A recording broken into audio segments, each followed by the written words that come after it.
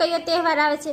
ઈ તહેવારની અંદર બેન છે ને ઈ ભાઈને હાથે રાખડી બાંધે, એ ભાઈને કંકુનો ચાંદલો કરે, પછી ચોખા છોડે, રાખડી બાંધે, પછી ભાઈ છે એ ગિફ્ટ આપે બેનને. એ કયા તહેવારમાં હોય? જેને આવડતું હોય ને હાથ ઊંચો કરશે. ધૈર્ય ભાઈ, એ કયો તહેવાર બેટા?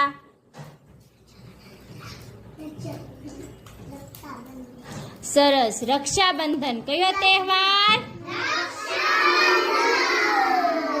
કહેવાય? શું કહેવાય? લોકો રહેતા હોય ને એ બધી દરિયાની પૂજા કરે. શું કરે? બળેવ કહેવાય. શું કહેવાય?